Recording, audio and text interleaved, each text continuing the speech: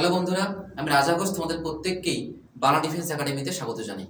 তো আজকে আমি উপস্থিত হয়েছি হিন্দির 7 নাম্বার ক্লাস নিয়ে। এর আগে অলরেডি আমাদের 6টি ক্লাস হয়ে গিয়েছে।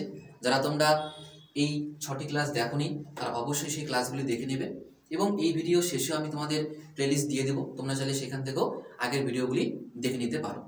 তো দেখো, আজকের এই ভিডিওতে আমি আলোচনা করব হিন্দির ক্রিয়াপদ নিয়ে। বাংলাতেও আমরা ক্রিয়াপদই বলি, হিন্দির ক্রিয়াপদ নিয়ে।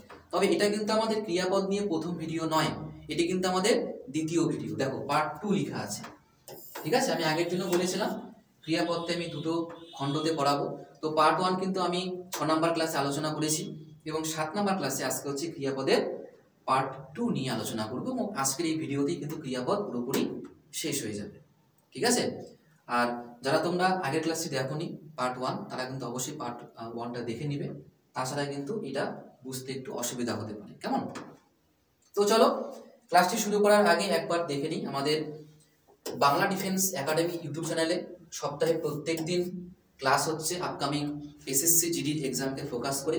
আমাদের এই চ্যানেলে হিন্দি, ম্যাথ, জিকে, রিজনিংয়ের সমস্ত বিষয়ে কিন্তু ক্লাস হচ্ছে বিভিন্ন দিন বিভিন্ন সময়, ঠিক আছে।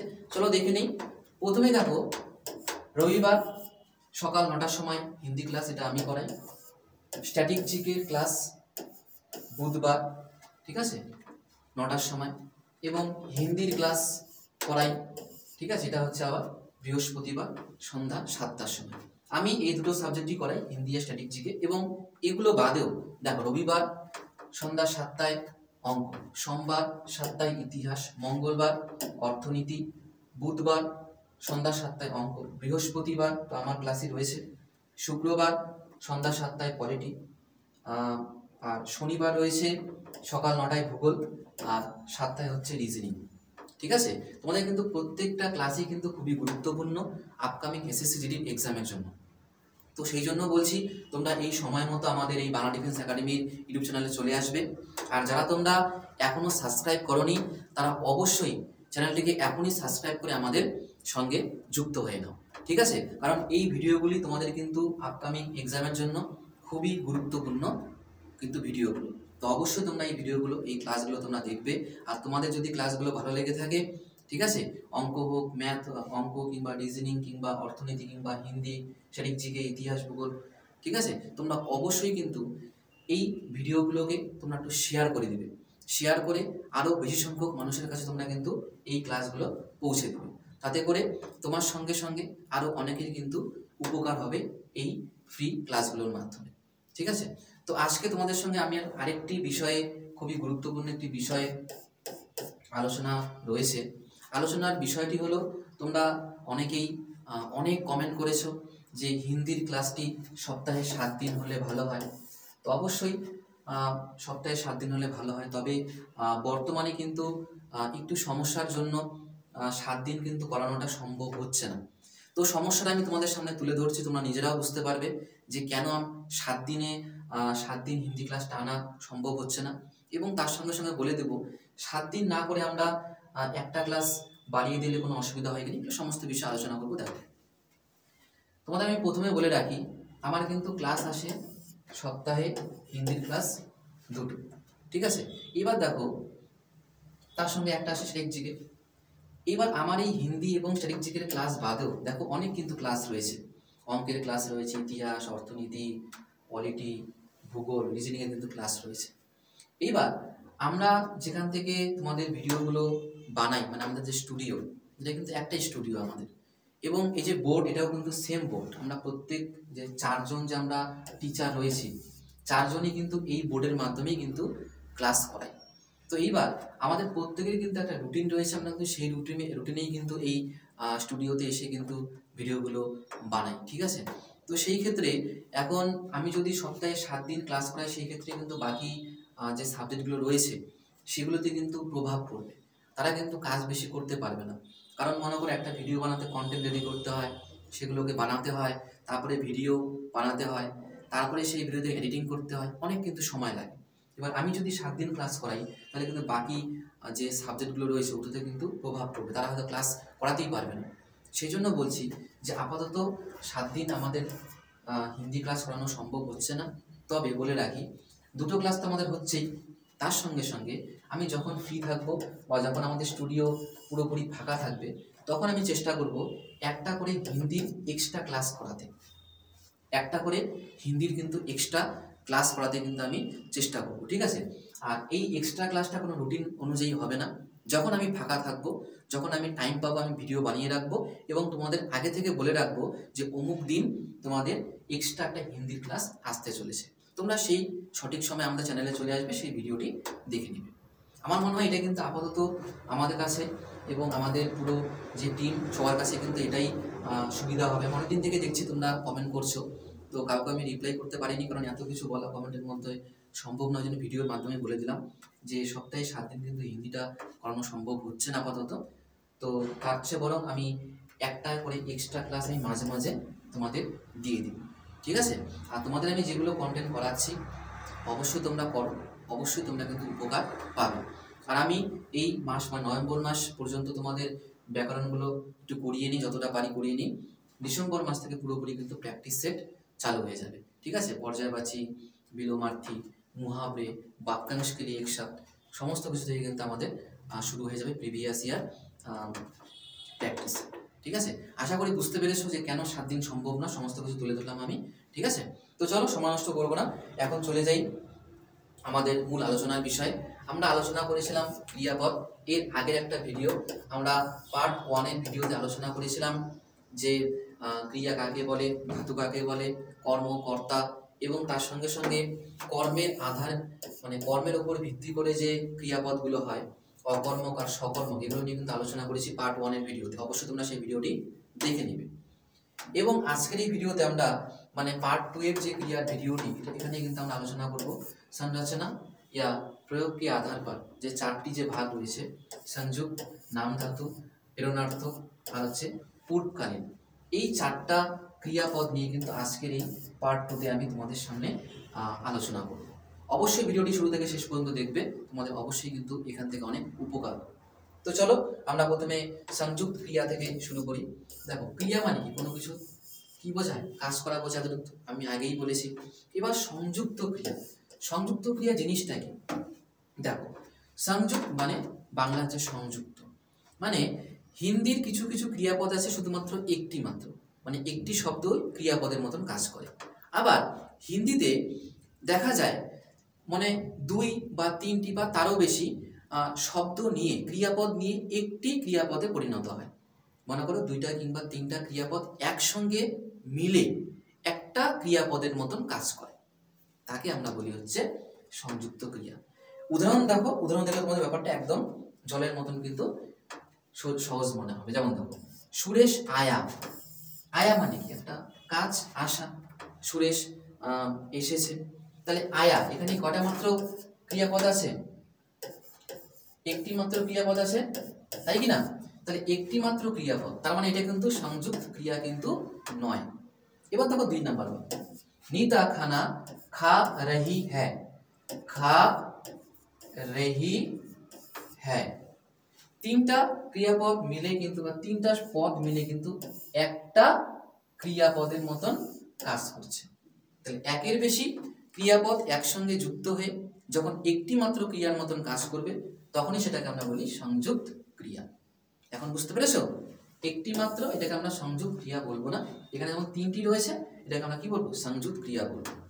নেক্সট দেখো, बच्चा रो रहा है, बच्चा रो रहा है, 3টা মিলে কি একটি ক্রিয়াপদের মতন কাজ করছে, তাহলে এটাকে আমরা কি বলবো? দেখো সংযুক্ত মানে কি, এই যে একসঙ্গে আছে না, প্লাস করে দিলে মনে করো যে আমাদের 3টা মিলে একটি ক্রিয়াপদের মতন কাজ করছে, ওই জন্য এগুলোকে আমরা বলবো সংযুক্ত ক্রিয়া। আশা করি তোমরা প্রত্যেকেই বুঝতে পেরেছো, ঠিক আছে? সংযুক্ত ক্রিয়া। 2 নাম্বার কি আছে? নাম ধাতু, নাম ধাতু ক্রিয়া। নাম ধাতু ক্রিয়া জিনিসটা কি? অবশ্যই ক্রিয়াপদ, তবে কি রকম ক্রিয়াপদ?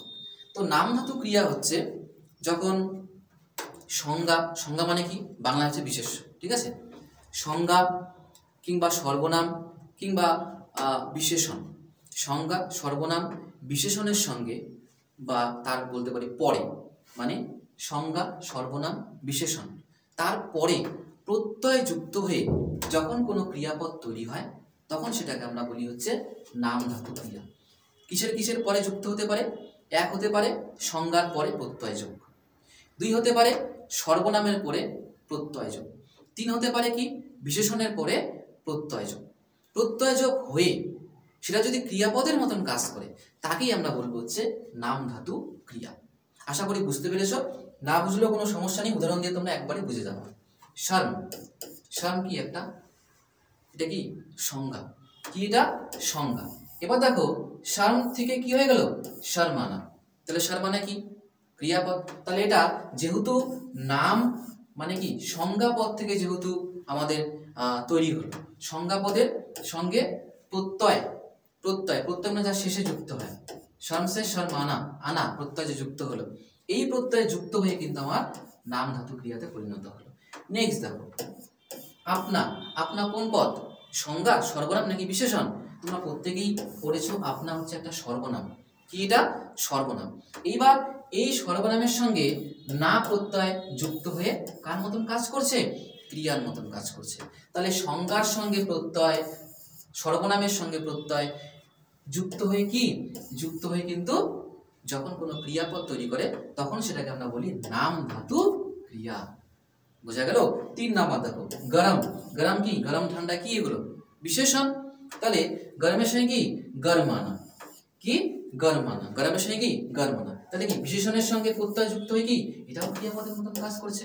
তাহলে সংজ্ঞা, সর্বনাম আর হচ্ছে কি বিশেষণ, এগুলোর পরে কি যুক্ত হবে? প্রত্যয়। প্রত্যয় যুক্ত হয়ে যদি ক্রিয়াপদের মতন কাজ করে তাহলে সেই ক্রিয়াপদ মানে শর্মানা, আপনানা আর হচ্ছে গরমানা, এই যে 3টা ক্রিয়াপদ এগুলো যেহেতু আমাদের সংজ্ঞা, সর্বনাম, বিশেষণ থেকে তৈরি হলো, সুতরাং এই 3টাকে আমরা বলবো হচ্ছে কি নাম ধাতু ক্রিয়া।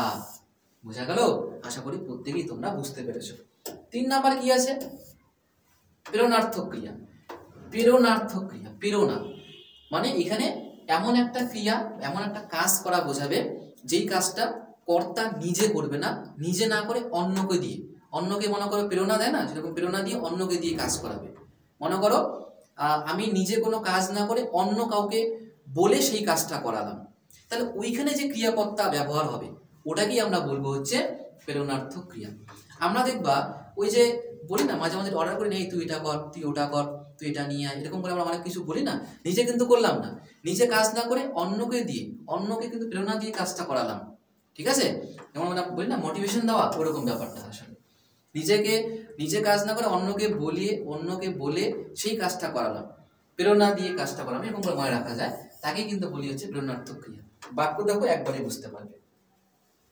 मैंने नीता से पत्र लिखवाया, पत्र लिखवाया। मैंने আমি কি করেছি? আমি नीतार দ্বারা পত্র লিখিয়েছি, তাই না? তাহলে এই যে नीता কাজটা করলো কে? नीता। করালো কে? আমি। তাহলে আমি নিজে পত্র না লিখে কি করলাম? नीताকে দিয়ে লিখালাম। তাহলে এখানে এই যে আমাদের 5টি যে এখানে বলতে পারি আমাদের পদ যে রয়েছে, এই পদের মধ্যে ক্রিয়াপদ কোনটা? লিখবায়া। তাহলে এই যে লিখবায়া আমি নিজে লিখেছি না, কাকে দিয়ে লিখিয়েছি? नीताকে দিয়ে। যেহেতু নিজে কাজ না করে অন্যকে দিয়ে করেছি, তার মানে এইখানে যে ক্রিয়াপদ এটাই হচ্ছে কি আসলে प्रेरणार्थक क्रिया। नेक्स्ट बाक्य देखो शिक्षक ने सुरेश से किताब पढ़वाया। তাহলে এখানে বইটা পড়লো কে? সুরেশ পড়লো। পড়ালো কে? শিক্ষক মহাশয় পড়ালেন। তাহলে শিক্ষক মহাশয় কিন্তু নিজে পড়েননি, তিনি বইটা পড়িয়েছেন কাকে দিয়ে? সুরেশকে দিয়ে। তাহলে নিজে কাজ না করে অন্যকে দিয়ে কাজ করানো, তো এখানে ক্রিয়াপদ কোনটা? পড়বায়া। তাহলে পড়বায়া হচ্ছে একটা ক্রিয়াপদ। কোন ধরনের ক্রিয়াপদ? এটা হচ্ছে আমাদের প্রেরণার্থক ক্রিয়াপদ। মনে করো সাপোজ তোমাদের এই বাক্যটাই চলে আসলো কোথায়? পরীক্ষায়। আন্ডারলাইন করে দিল যে পড়বায়া এবং তোমাকে ইনস্ট্রাকশন দিল যে পড়বায়া এই যে ক্রিয়াপদ এটি কোন ধরনের ক্রিয়াপদ। 4টা অপশন দিল, সংযুক্ত দিল, তারপরে মনে করো প্রেরণার্থক দিল, তারপরে পূর্বকালীন দিল, ঠিক আছে, কিংবা অকর্মক দিয়ে দিল। তাহলে কোনটা হবে? তাহলে কিন্তু হয়ে যাবে কি পরবায়া, তার মানে কি এটা হচ্ছে প্রেরণার্থক ক্রিয়া। কি করে বুঝলা? কারণ এই ক্রিয়াপদটা কর্তা নিজে করছে না, কর্তা কিন্তু নিজে করছে না, এই ক্রিয়া মানে এই কাজটা কর্তা অন্যকে দিয়ে করাচ্ছে। তো অন্যকে দিয়ে করালে সেই ক্রিয়াপদটা হচ্ছে প্রেরণার্থক ক্রিয়া। ঠিক আছে, আশা করি বুঝতে পেরেছো। নেক্সট এবং দেখো লাস্ট কি রয়েছে, পূর্বকালীন ক্রিয়া। কি রয়েছে? পূর্বকালীন। পূর্ব মানে হচ্ছে আগে, ক্রিয়াপদ মানে তো কাজ, তাই না? তার মানে আমরা কিন্তু এই লেখাটা থেকেই বুঝতে পারছি যেই ক্রিয়া যেই কাজটা আগে হবে। মনে করো দুটি কাজের কথা উল্লেখ আছে, এবার দুটি কাজের মধ্যে যেই কাজটা আগে হলো, মনে করো একটা কাজ হলো ঠিক তারপরে আরেকটা কাজ হলো, তাহলে যেই কাজটা আগে হলো, ঠিক আছে, তো সেই কাজটা হচ্ছে কি, সেই কাজটা হচ্ছে আমাদের বা সেই ক্রিয়াপদটাই হচ্ছে কি পূর্বকালীন ক্রিয়া। কাজ মানেই তো ক্রিয়াপদ। কাজ যে আমরা বর্ণনা করি, যেই শব্দগুলো দিয়ে আমরা অন্যকে বোঝাই যে কাজ করা, ওটাই তো আমাদের কি ক্রিয়া, তাই না? তো এখানে বলেছে কি পূর্বকালীন ক্রিয়া মানে যেই ক্রিয়াটা দিয়ে আমরা বুঝতে পারি যে এই ক্রিয়াটা এই কাজটা আগে হয়েছে, অন্য ক্রিয়ার থেকে এই কাজটা আগে হয়েছে, ওটাই হচ্ছে আমাদের পূর্বকালীন ক্রিয়া। যেমন দেখো পূজারী নে নাহাকার পূজা কি, তাহলে কি একটা হচ্ছে নাহাকার এটা, আর একটা হচ্ছে পূজা কি, এটা একটা ক্রিয়াপদ। তাহলে এবার দুটা ক্রিয়াপদের মধ্যে কোনটা আগে? স্নান করেই তো মানুষ পূজা দেয়, তাহলে প্রথমে কি, প্রথমে স্নান করা কাজটা হয়েছে, তাহলে যেই কাজটা আগে হয়েছে ওটাই হচ্ছে আমাদের পূর্বকালীন ক্রিয়া। তাহলে এই বাক্যটার মধ্যে পূর্বকালীন কোনটা? নাহাকার, কারণ পুজো কিন্তু আগে স্নান করা হয় তারপরেই কিন্তু দেওয়া হয়, তাহলে এখানে আগে স্নান করা কাজটা হয়েছে, তাহলে এটা হচ্ছে কি পূর্বকালীন ক্রিয়া। সেম ভাবে দেখো गीता ने सुनकर कविता लिखी, सुनकर শোনা একটা কাজ, লিখি একটা কাজ, এটা হচ্ছে 1 নাম্বার, এটা 2 নাম্বার। এবার তোমরাই আমাকে বলো গীতা, গীতা নে সুনকার কবিতা লিখা, লিখি, তাহলে এখানে একটা সে কি করলো, শুনলো, 2 নাম্বার কাজ কি লিখলো। এবার সে কি লিখার পরে শুনলো নাকি শোনার পরে লিখলো? তোমরা প্রত্যেকেই হয়তো উত্তর করেছো যে হ্যাঁ আগে শুনলো তারপরে লিখলো। তোমরা এবার বলো তাহলে কোন কাজটা আগে হলো? তাহলে কাজ কিন্তু আগে হলো শুনলো, শুনে, শুনে কবিতা লিখলো। যদি না শুনতো তাহলে কি লিখতে পারতো? পারতো। তাহলে কোন কাজটা আগে হলো? শোনা কাজটা আগে হলো। তার মানে এটাই হচ্ছে আমাদের পূর্বকালীন ক্রিয়া। এটাও ক্রিয়াপদ, এটাও ক্রিয়াপদ, তবে এটা কিন্তু আমাদের পূর্বকালীন ক্রিয়া। আগে হয়েছে, আগে হলেই পূর্ব, পূর্ব মানে কি প্রথম, পূর্ব মানেই আগে, বোঝা গেল? তো এই কিন্তু ছিল আমাদের মোট যে প্রয়োগের আধারের উপর যে 4টা আমাদের ক্রিয়াপদ, তাই না? তো সেগুলো কিন্তু আলোচনা করলাম। তো এবার দেখো যে আমাদের কিন্তু যারা তোমরা একদমই নতুন দেখছো আমাদের এই চ্যানেলটিকে, বাংলা ডিফেন্স একাডেমি ইউটিউব চ্যানেলটিকে, যারা তোমরা এখনো সাবস্ক্রাইব করোনি তারা এখনই আমাদের কিন্তু এই চ্যানেলটিকে সাবস্ক্রাইব করে আমাদের সঙ্গে যুক্ত হয়ে থাকো।